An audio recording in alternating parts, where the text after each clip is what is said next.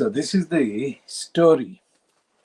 This is part B of the Khoodeelaar campaign. World exclusive diagnosis of Fleet Street. That is the number of newspapers published from London as the so-called national newspapers, which reference is completely wrong and misleading.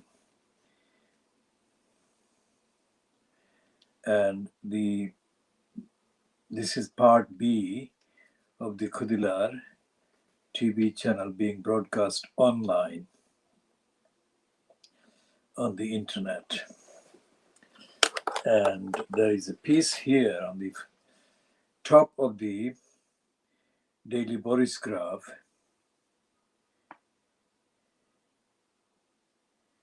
As the Queen loses grief puppy, Penny Juno looks back on a lifetime of corgi comfort. So that is the front, the top of the Boris graph. And the cartoon that is overstated and over-promoted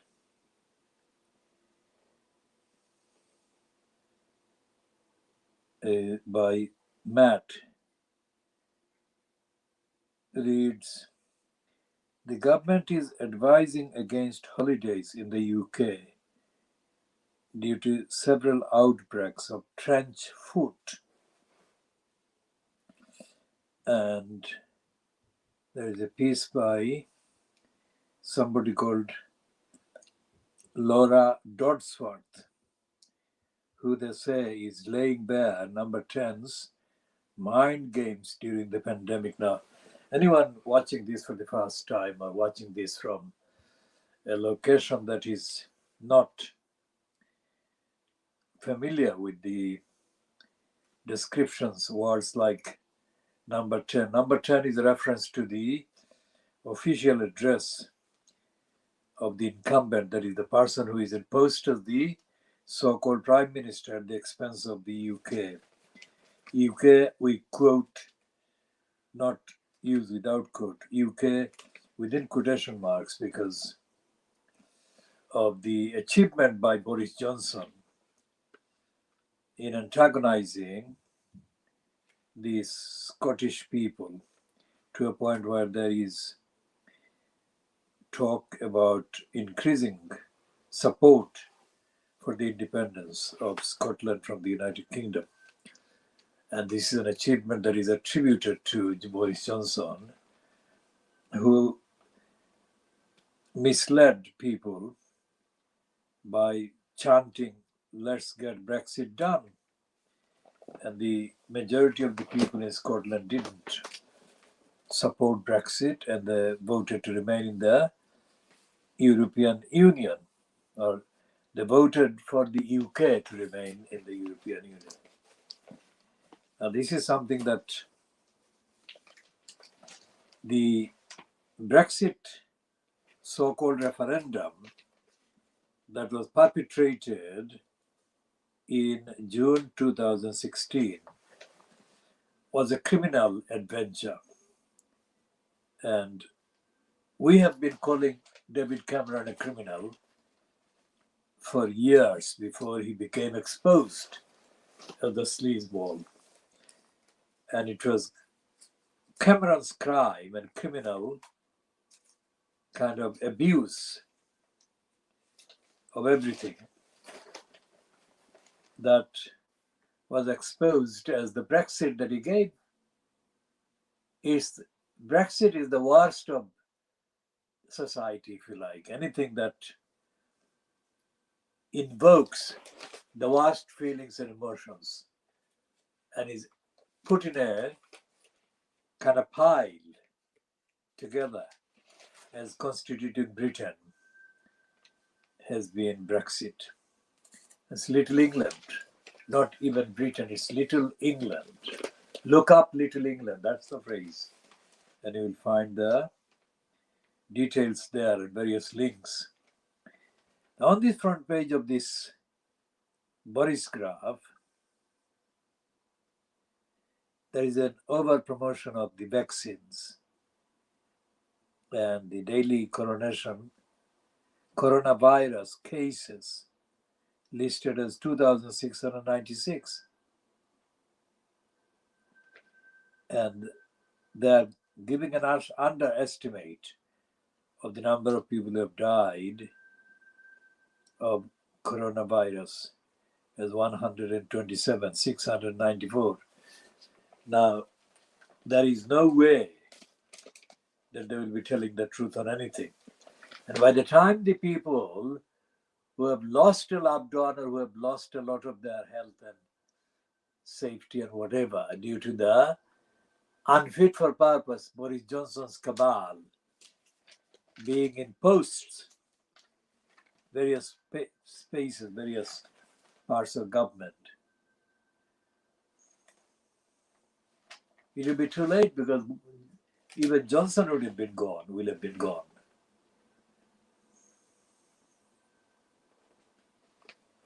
And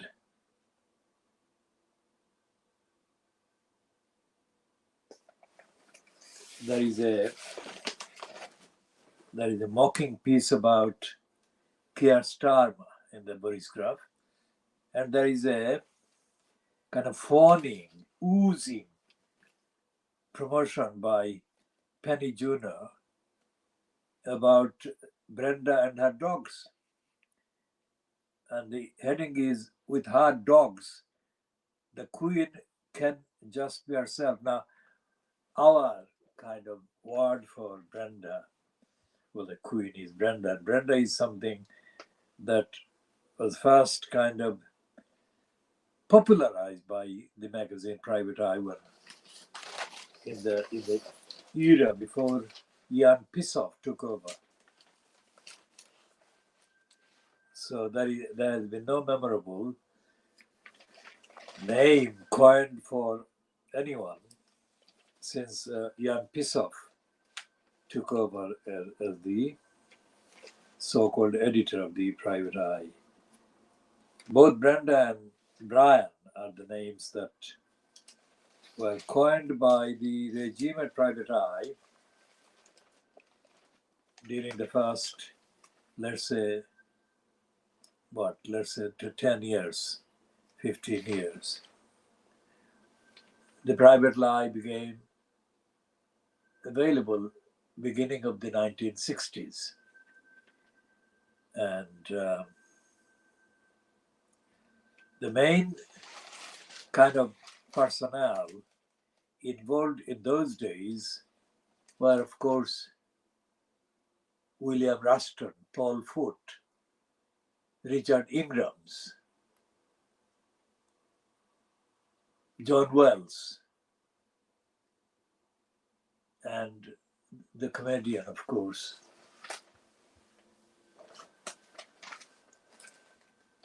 So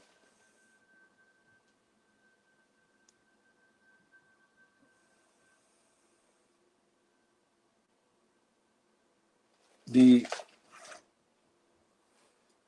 real substance of the satire that Private Eye is still kind of trading on, the real substance, the substantive titles and mocking words and phrases were coined during the first few years of the Private Lie, which is now Private Lie, and some of the writers, including Claude Coburn of the Week of the 1930s, 40s. And the biting satire that Private Lie could inflict ceased to be with the appearance of Jan Pissoff. So it has become a kind of hybrid between so-called satire and Fleet Street. And there is hardly any kind of corruption, theft, criminality, fascism, racism. Racism, of course, is very unlikely to feature anyway. The private lie has not produced any change in legislation, change in political perspective, change in the way the government is increasingly becoming totally fascistic and unaccountable. So, private lie boasts, Jan Pisov boasts about private lie being the magazine that has the highest circulation in this country today. In numerical terms, it may be the magazine with the highest circulation. That doesn't equate, that doesn't mean that it has got the morality, that it has got the moral high ground as compared to any of the daily outlets in the street of shame. The street of shame, again, is the name of the collectively Fleet Street that private lie before the appearance of Jan Pisov. That was the column that was called Street of Shame. It was supposed to be Street of Shame, a kind of moral take on the immoral behavior of the Street of Shame. It's no longer the case. It is itsy bitsy pretending to be moral, but it's really poisonously sick making, the poisonous sick making personified and embodied by Jan Pisov. It is not a moral outcome at all. It's not a moral leap. It's not a moral look or examination. The fact that the private lie did a lot of pieces about Rebecca Brooks and published what appeared to be serious pieces about her wrongdoings didn't lead to her being convicted, didn't lead to her being kind of sacked by Rupert Dirty Murdoch or Dirty Digger Murdoch from the empire. She is the imperial head of the Dirty Diggers British Empire of newspapers. So private lie has not inflicted a moral kind of injury to the wrongdoers, the immoral, the crooks. It didn't uncover David Cameron's criminality, and it hasn't done anything about any of the others. And it applies to the private lie's failure, applies to every other aspect of politics, society, big business, etc. What it published a series of items about Amber Rudd and her family business and what appeared to be dishonesty and corruption. It didn't cause Amber Rudd to lose any of her position because she actually got appointed to the cabinet by the Conservatives. She served as cabinet member in more than one Conservative regimes in the years since May 2010. And private lie has not done anything to expose Boris Johnson's criminality, either personally or as the affronter of the serial number of crooks in his cabinet,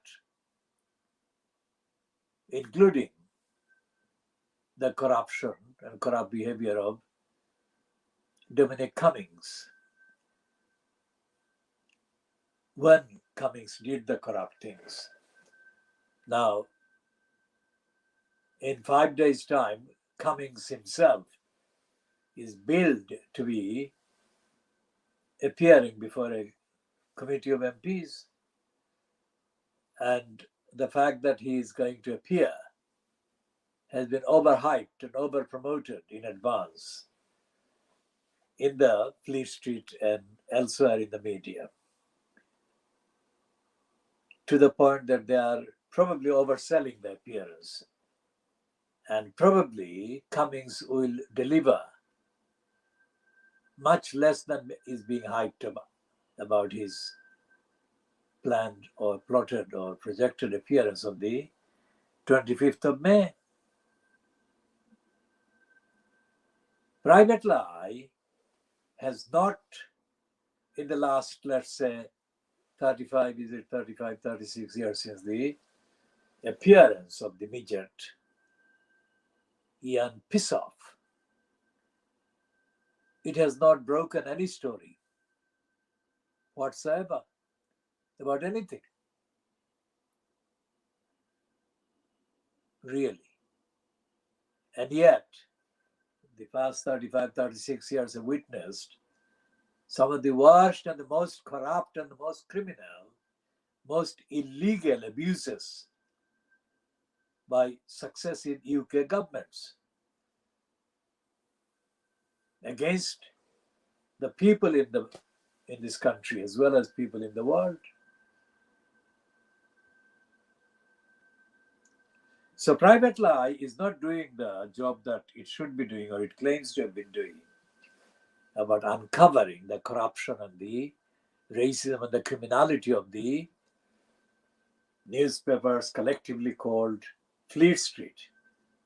So when we say that we are producing a daily world exclusive diagnosis of Fleet Street, we actually try to stick to that by the contents that we broadcast.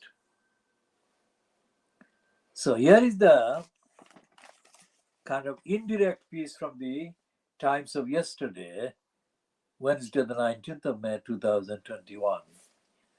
It's based on a piece on the Telegraph, but this is a piece on the Times, and it's headed,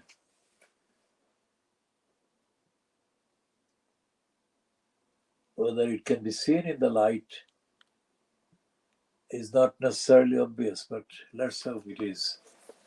But regardless of that, I'll read that one. Bosses at war over Guardian's future. I mean, that is a grammatical error by the Times. It should be the Guardian's future, shouldn't it? Because there is no such thing as Guardian. There has to be a definite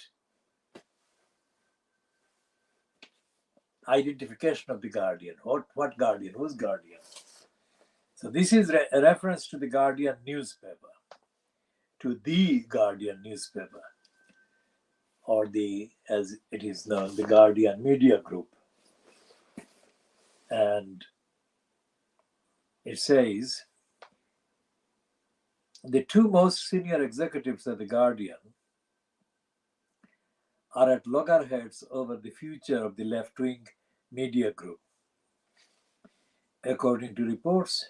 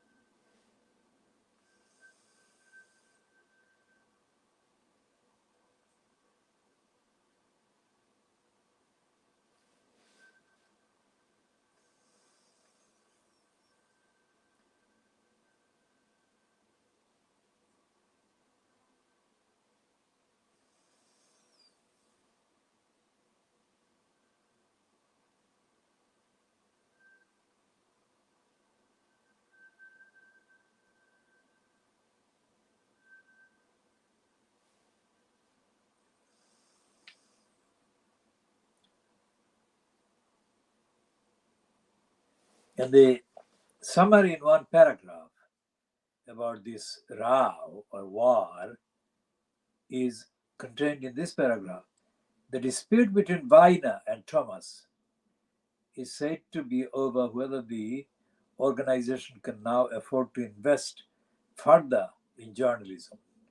Vaina, 50, who succeeded Alan Rasprija as editor-in-chief in 2015, is thought to believe that it has the financial strength to do so. Thomas, 56, is arguing for fiscal discipline. Before joining The Guardian last year, Thomas was head of the online database Web of Science and chief executive of the publishing group Macmillan Science and Education. She recently joined the board of Pearson, the education publisher, as a non-executive director now. Anyone who doesn't actually read any British newspapers, wherever they are, or who hasn't really read the British newspapers, or who has only occasionally read the newspapers, would need to understand that I, the presenter, do read the newspapers. In fact, I've been reading newspapers. I've been reading newspapers more than I've been reading anything else for a very long time. And I'm therefore unique in terms of the depth of my understanding of newspapers and their roles and contents, and my awareness of the role that they play in society, in doing good and doing bad. And my conclusion, as based on the reading of the newspapers, and I've been reading newspapers for longer than Catherine Weiner has been alive. So just a guess, just a kind of general glimpse. And I believe that The Guardian tells lies more often than it tells the truth. And I said that compared to The Guardian, the Times tells lies more often than it tells the truth. And it goes on. All the other papers in Fleet Street tell lies more often than they tell the truth. That's number one.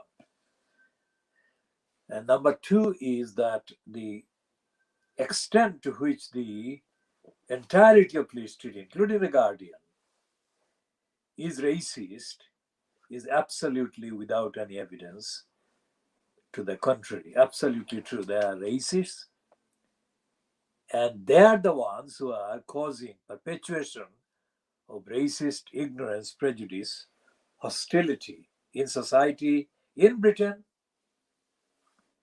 and across the world, because the British, the term British is a kind of trigger. The term British is a trigger. It refers to a lot of things that come exploding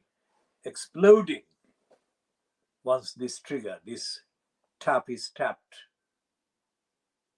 Because of empire, 500 years, 400 years, whatever the actual length of the imperialist interference and robbery by the, quote, British in Africa and Asia. So British as a brand has been foisted on the occupied lands and occupied minds as symptomatic, representative, symbolic of what is competent and what is higher, better, superior than the natives. Yes? So the British press, however wrong I find them, is not necessarily being seen as being wrong at all, let alone wrong to the extent that I find them with evidence.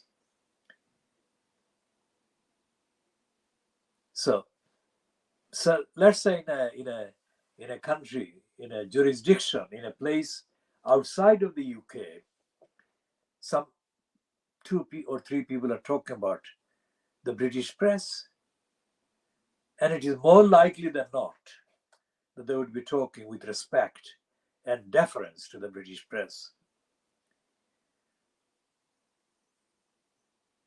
And yet the contents of the British press, as I have been describing, are untruthful, dishonest, and corrupt. And these are being untruthful, dishonest, and corrupt to the British-based readership, the British-based public. Forget about the reference in the Times piece about the Guardian yesterday, the piece that I've referred to already several times, this one, that the Guardian has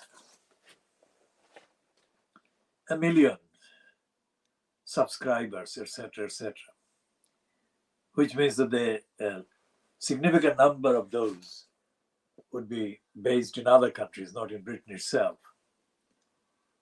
Regardless of where they're based, the editorial content and the editorial narrative, the editorial agenda, the editorial bias, and the editorial racism of the Guardian are similar to the rest of the Fleet Street papers, the Sun, the Mail, the Express, the Star, the Daily Star, the Times, Telegraph, and the Daily Mirror. So all these papers, together or separately, that is separately or together, follow the same narrative, the same agenda. The only difference among them, between them, is to be found in the style, the so-called house style and approach. Some phrases and some kind of descriptions. But essentially they're all racist and they're all in denial of their racism and they're all complicit. All the newspapers in Fleet Street are complicit in the corruption and racism that go on every day. So, for example, if you've got a series of criminals operating in Tower Hamlets, let's say, in the East End of London, there is no mention of any of this in the Fleet Street papers.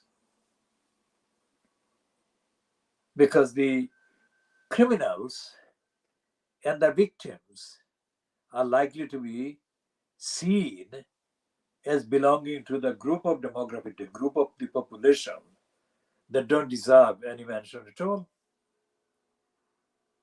So often, Tower Hamlets, Newham, and other places where significant numbers of the local borough population and demography are from African, Asia, or African or Asian backgrounds, not necessarily born in Africa or Asia, but of origins, in terms of origins.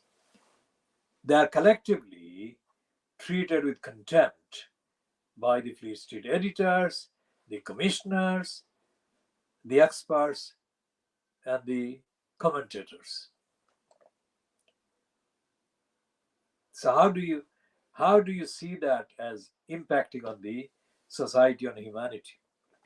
Well, I have been, as I said, I have been interested in the role and the contents and the behavior of the Western newspapers, Western media. And I have been so even before I physically arrived in the UK. Because where I grew up, where I was born, I mean, I don't know when I was actually born. I mean, that is a factor which raises all kinds of questions as to the society where it was not the norm to record the dates of birth when I was born. So a date of birth that I do carry as an official date of birth was assigned to me as a part of the collective, as a group of people that were leaving one stage or tier of the school system into the next year, and we were lined up, and whoever stood at the front of the queue was given, say, 1st of January, whatever year. And the second person that stood next to them was given the date 2nd of January. That is how the dates were assigned to us. It wasn't a conspiracy, but it was the nearest that the schools could come to creating a date of birth for each of us. And that has stayed with me, as well as with the others that were there. I don't remember who they were. It was far too long ago. So whenever I was able to make cognitive sense of what was written, I was able to read various languages, publications that were delivered by post at our house in the village, contained the Bangla language ones as well as the English language ones. There was no Siloti language publication, because by the time that the Siloti language publications could have been produced, the necessary resources were not available or not put into continuing the Siloti language publications, which, if they were published, would have been in Nagri, or as the local people said, its name Devnagri or Devanagari. I was beginning to read Devanagari when I was young, but it wasn't included in the curriculum, in the school curriculum that had only English and Bangla and Urdu. Well, I read about 5 languages: Persian, Urdu, Bangla, English, and Devanagari. But Devanagari I read at home with my mother and my grandmother. That is a story that we shall go into in another part. But this is in the context of the interest that I've had in reading the English language journals or dailies that were a complete continuation of the British Raj. And as soon as I became aware, cognitively aware of the contents of these newspapers, I became also aware of the different outlooks represented in the what is called vernacular language publications and the English language ones. I did also come across newspapers in German, in Dutch, in French, in Portuguese, and other languages, because our household was a place where all these international titles and events and publications arrived, because the people in the household were very much actively engaged in all these national and international, local, regional affairs.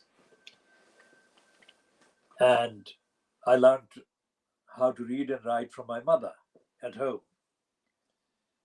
And when I went to school, it was later. It was later in the schools that I went to, because I had already been studying and reading and learning at home.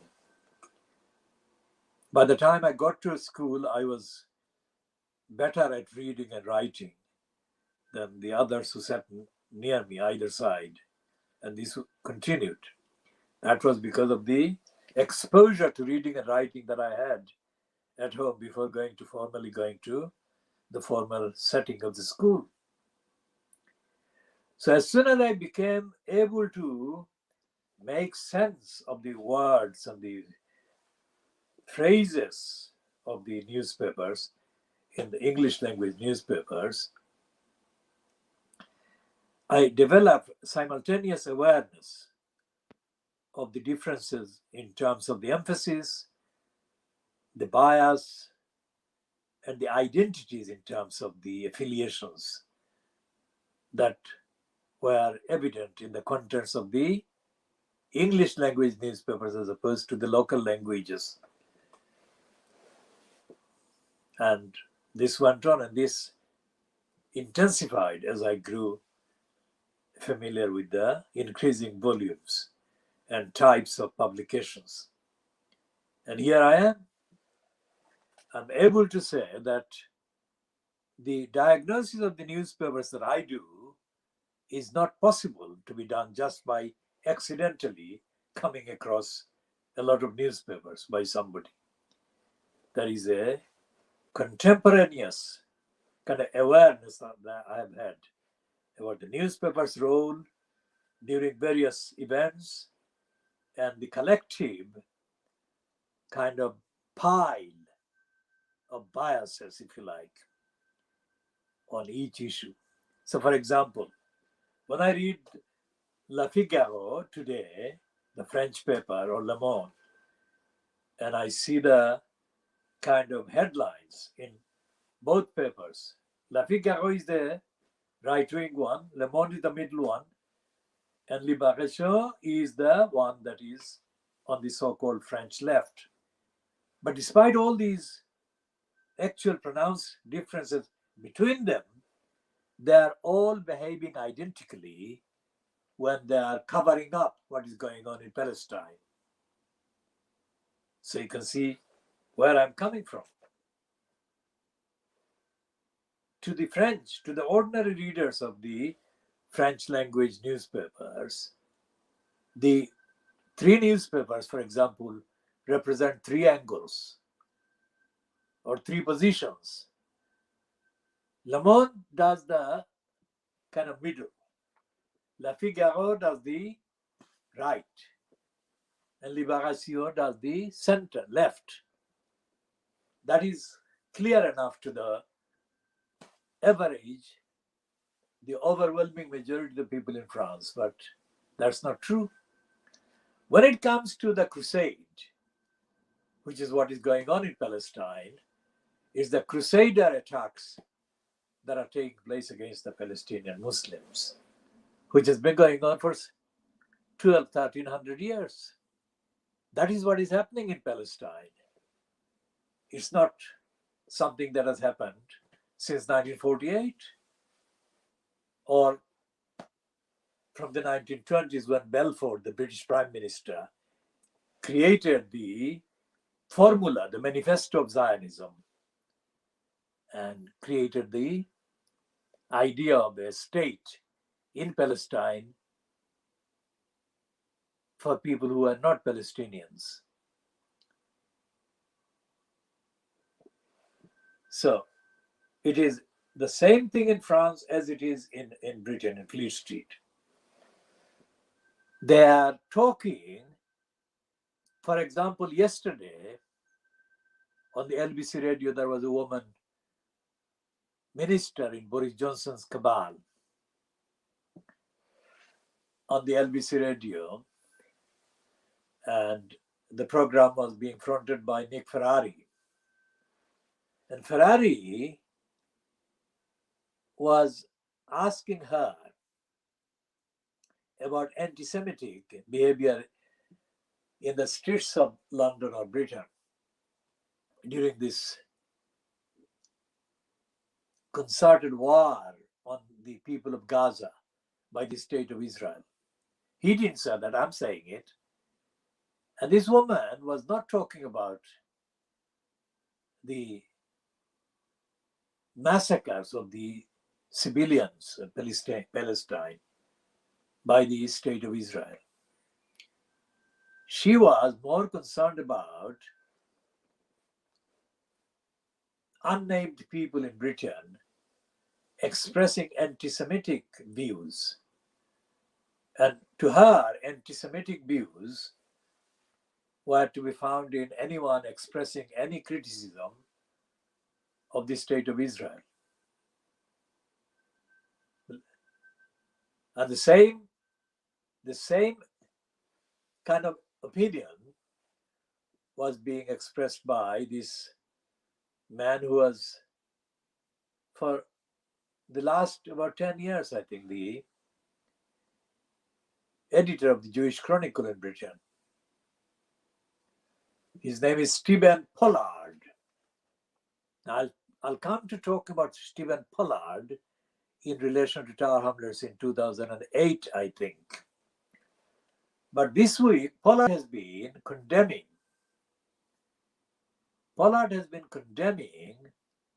anyone who is critical of the state of Israel in Britain today. And Pollard has been given a platform to express that opinion outside of the Jewish Chronicle by a man called Nick Cohen. Nick Cohen is a writer who is published by The Guardian, The Spectator, and others. And it is considered that he is hostile to the Palestinians' human rights, and he's sensitive to what he calls the rights of the Jewish people. He doesn't mean the Jewish people anonymously, he means the state of Israel. And Nick Cohen, Stephen Pollard, and others who are also automatically given platforms by the Fleet Street papers, they're treated as equal. No matter how qualitatively, evidentially, morally competent and up-to-date my commentary would be, they would not invite me to write a piece in the Times or the Guardian on this issue, of course. So there is an criminally institutional obstruction against Muslims in this country and in France and in North America, in Canada, everywhere. And it's not because of any lack of knowledge or competence or relevance or clarity, but it is because of that, and despite all of those qualities, and for the simple reason that there is a crusade going on. And all of Fleet Street is part of the crusade. Look up crusade and you will see. And the Guardian, as well as the Private Lie, and the Daily Mirror, of the same position. Today, as their counterparts in France and in Spain, in Italy, in Greece, and of course in Germany, in Poland and Holland, and in Switzerland and Sweden and Denmark and going to the sea, Iceland, Finland.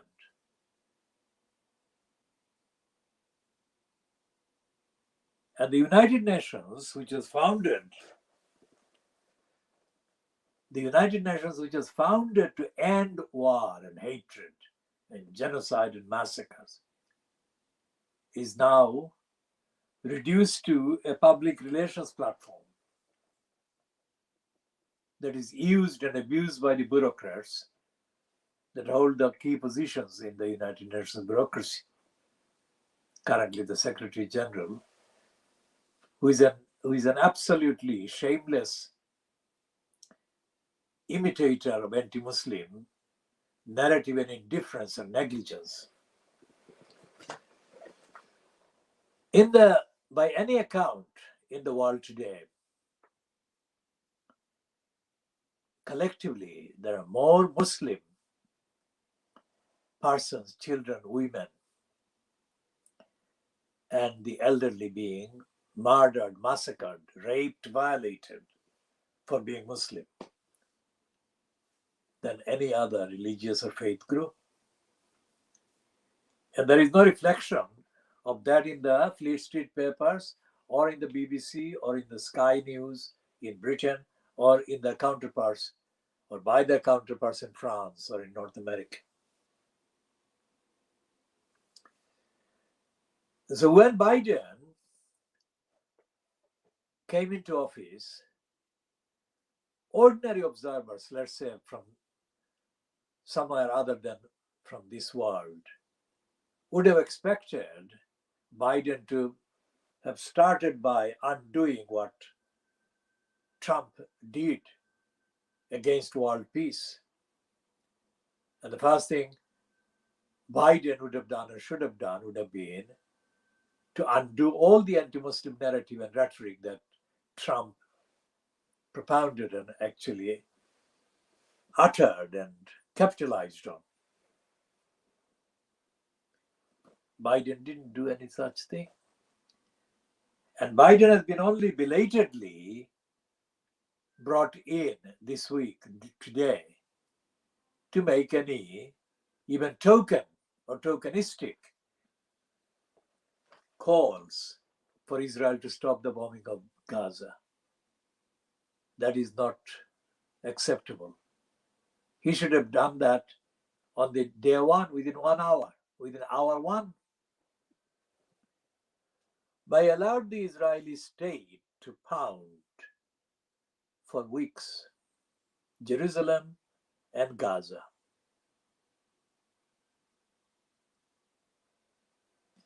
So as I said before, the Muslims who are in positions of government power and comparable power are committing crimes by neglecting the potential to unite against this assault. Not unite necessarily by giving up their differences, which there are many, but there should be forming a united opposition against massacres and genocides and criminal displacement of millions of Muslims.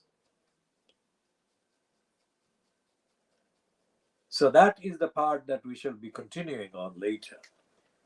Other parts are in later editions. So we come back to talking about the BBC. In 1993, I organized a campaign in September 1993 against a racist attack that nearly killed a Bangladeshi teenager in Tower Hamlets in the Commercial Road. I have discussed this at length more than once. But this reference I'm making is in relation to the Telegraph today about this item about Martin Bashir, that the BBC's internal investigation, so-called, headed by a kind of former master of the rolls in the court of appeal, a man called Dyson, and the kind of unsourced kind of sources, if you like, have confirmed to the Telegraph that the findings will show that Bashir was guilty of deceit. Now, I have been doing a lot of campaigning, and those campaigns have included significant numbers of contacts with the mainstream media.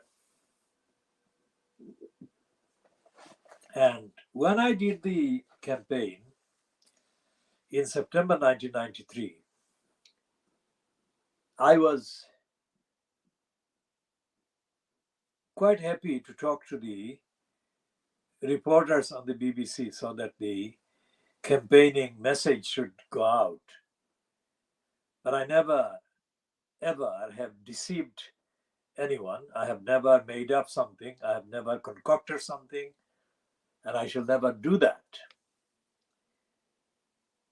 But I was not prepared for the depth of stupidity and immorality to which these ethnicity-linked employees of the BBC would sink.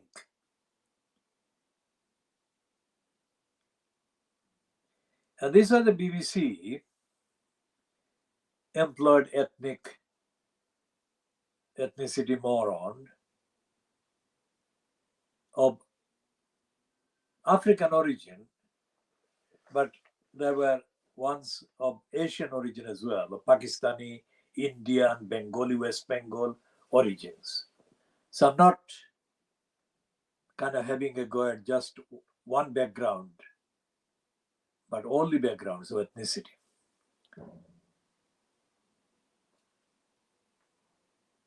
And this one was a BBC London news or BBC News reporter.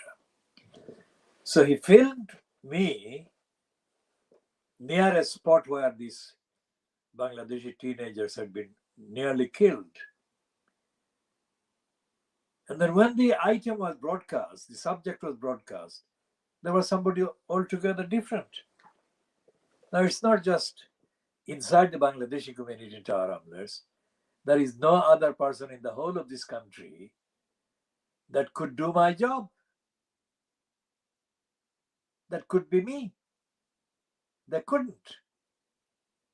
So here is this mental slave crook of African origin that staged an interview supposed to be with me, but an individual that showed was somebody else. This is beyond criminality. So this is the BBC that did it. The BBC allowed it.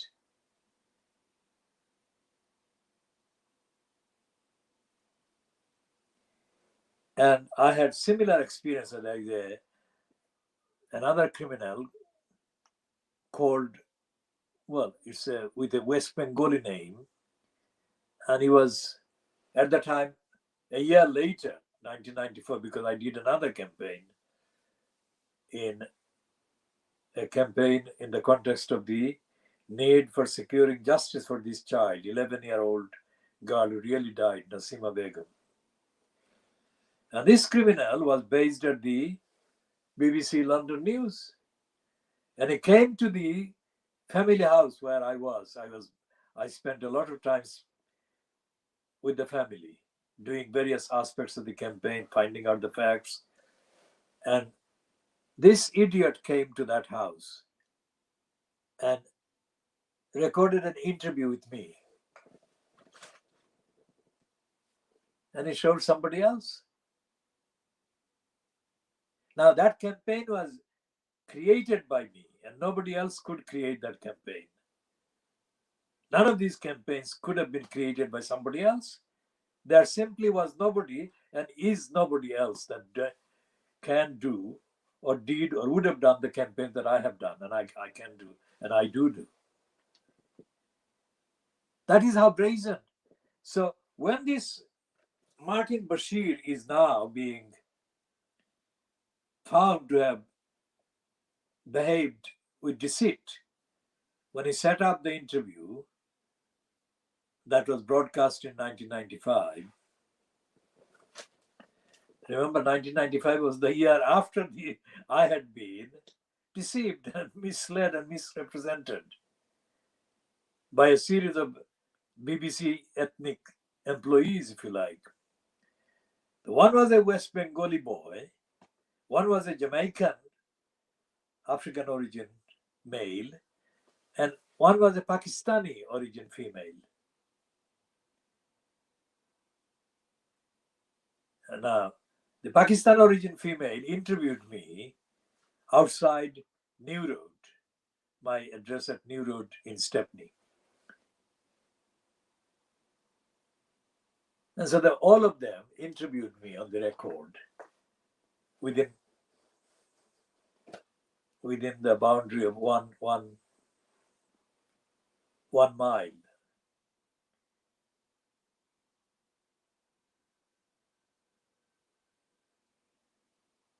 And so two of them did that about the attempted murder on this boy, teenager, in September 1993. And the other one did, West Bengali one did that about the actual death due to negligence of the London Ambulance Service of the 11-year-old child, Nasima Begum.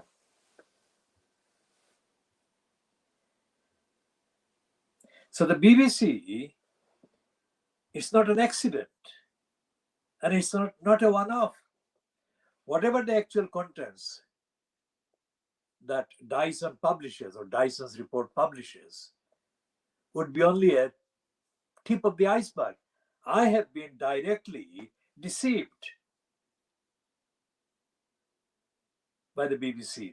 Those three, and later, about 10 years later, I have been misrepresented completely and criminally and grossly by the BBC London News. So, without having to go into the details, because it's a question of a very lengthy kind of sequence of events, and I really have to admit that it is not a pleasant experience to recount so many lies that are very, very unacceptable and very dangerous and very irresponsible and very criminal. Only because human beings can survive and overcome such events does not mean and must not be treated as meaning that the human being do not experience very unpleasant feelings when even thinking about those events.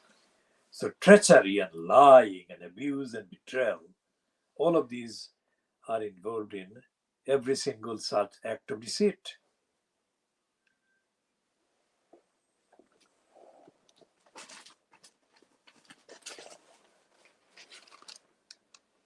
And what the BBC does as an extension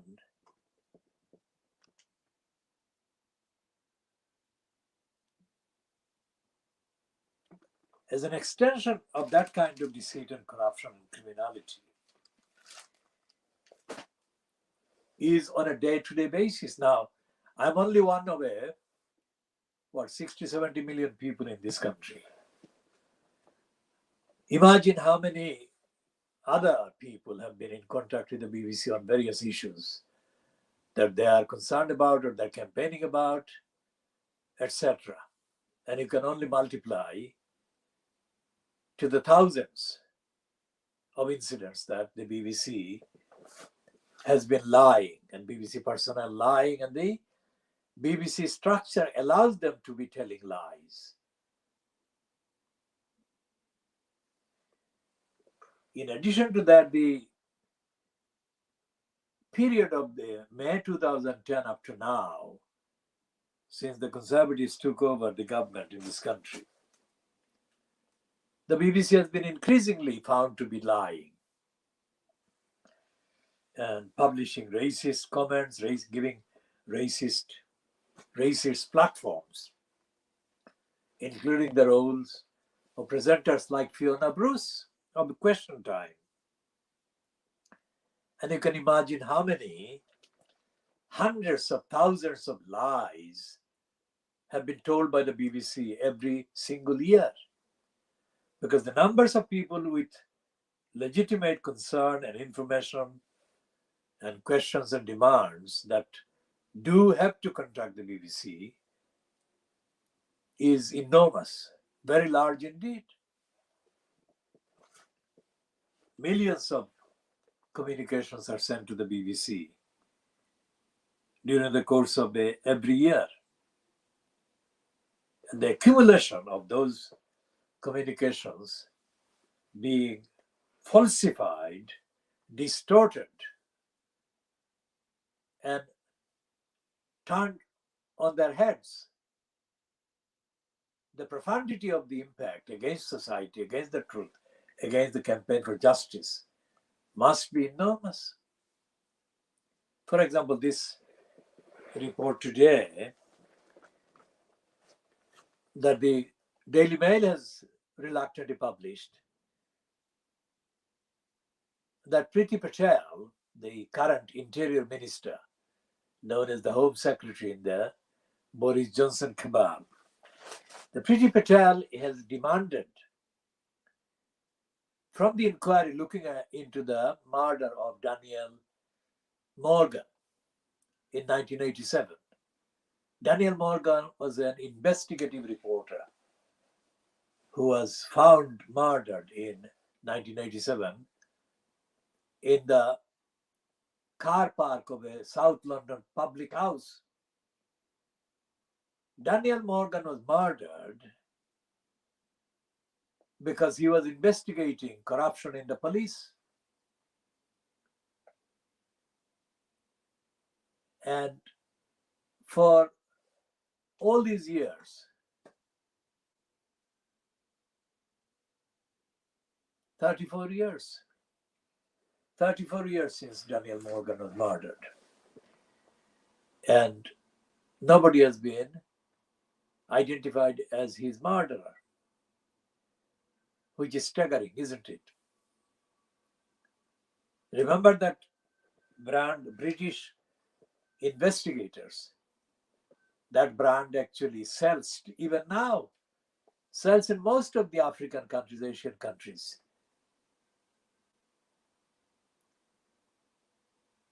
I mean, what is that brand doing when not finding the murderer of Daniel Morgan, who was strangely, oddly enough, murdered in the middle of his investigation into police corruption? I mean, it is completely full of explosive possibilities. So the Interior Minister, Priti Patel, must have been lent on by forces that have to kind of have a lot to lose if the truth about Daniel Morgan's murder is out. So she has been lent on. It's not her personal kind of decision. This one is not her personal decision. So she has been in a dispute with the inquiry because she has demanded that before the formal publication of the findings of the inquiry into Daniel Morgan's murder, the inquiry hand over to her crucial evidence and the copy of the report so that she can do the redacting of crucial evidence. And this has been the reason why the inquiry side have revealed the demand made by Priti Patel to them. And so it is in the newspaper. But what it means is that whoever is the source or sources for that kind of demand, this proves that Britain is a corrupt state. I mean, the same thing happens to be the case, not necessarily in the same way, but the Hillsborough disaster, the massacre of the Hillsborough fans, was wisely blamed on the Sheffield police. And nearly 30 years later, 89, that happened in 89. So 32 years later, nobody has been really held to account for that massacre. I mean, the British brand of efficiency doesn't work for justice for the ordinary Briton. Think about this. So the fly on the wall documentary, so-called, about Keir Starmer is a diversion. Starmer should have been in the news demanding all kinds of accountability by the Conservative government, but he's not there. He is the subject of rescue operation by the Fly in the Wall documentary that can shed light on his bid to resuscitate the Labour Party. How can the political murderer of the Labour Party resuscitate the body that he has murdered?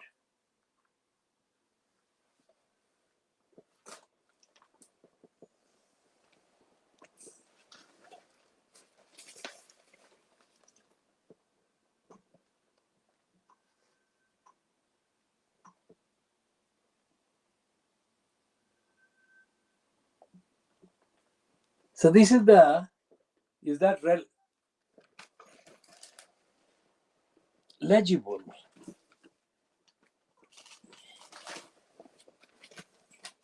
And this piece by this guy who is described as a sociologist and political economist. His piece is How Johnson's Stories Broke with Fiscal Orthodoxy. Now this is a piece full of idiocy. And it has got a piece on the journal section of The Guardian, Opinion and Ideas, which has got a piece by Emily Thornberry, a piece by Martin Cato, and the long read on page 5. Now, Martin Cato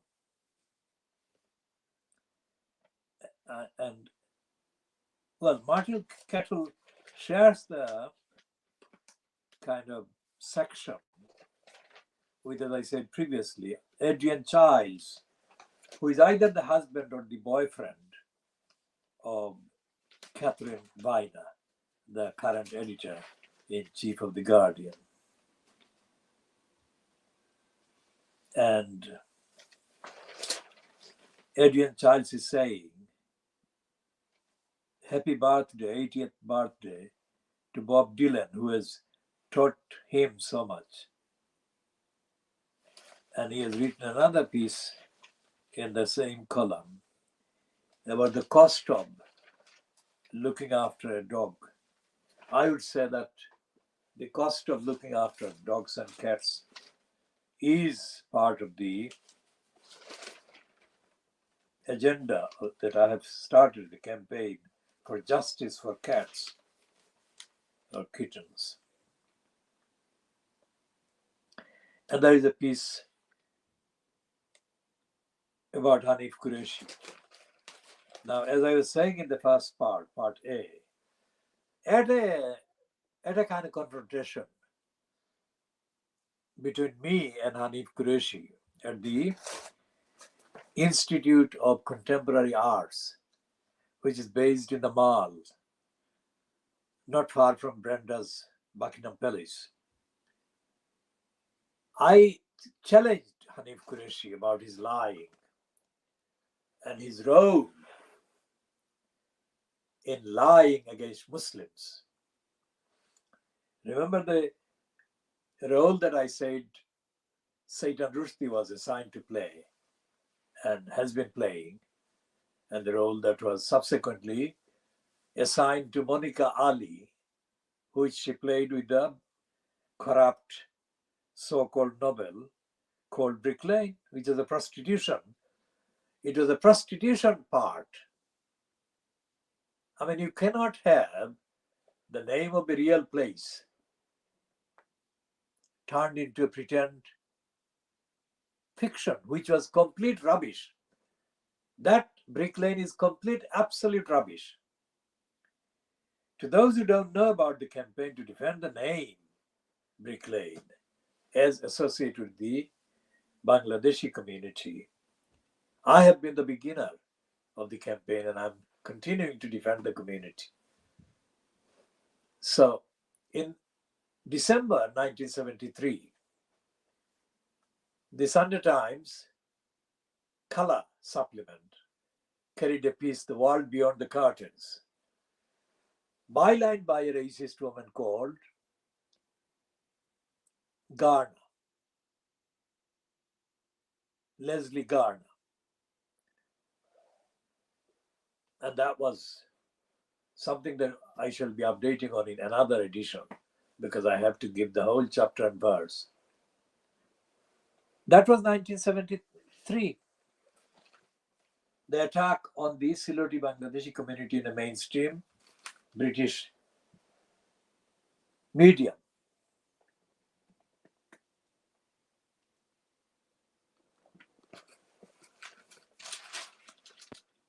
And Monica Ali came along at the beginning of the 20th century, 2000, and she had been paid an obscenely large sum of money to write that stupidity against the Siloti Bangladeshi Muslims. It's a crusader commentary. Why they do that is quite obvious, but I'm the one who is making the link. Nobody else has made the link. And the reason why nobody else has made the link is because they are ignorant and they are not used to reading. As I said before, I'm the one who reads newspapers like no other person. Most of the people who didn't know about the Sunday Times, and they still don't know about the Sunday Times, let alone the role of the Sunday Times, claim otherwise within the community as being defenders of the community and of Brick Lane and of his history and of his tradition. They don't have any clue as to what they're talking about. But it sounds impressive to their mates. When sometime during the 1980s, I said to someone that Paula Munzila-Uddin was a crook, that Paula Munzila-Uddin was a crook who has been put in a slot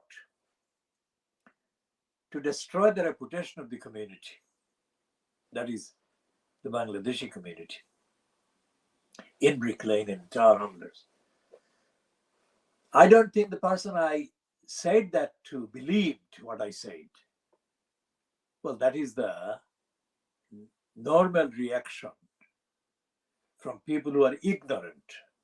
And the person I was telling this to was ignorant to the point where they didn't give much credence to what I said. But even I did not predict the depth of stupidity and corruption and criminality and shamelessness that Paula Munzila-Uddin would sink to, as she did.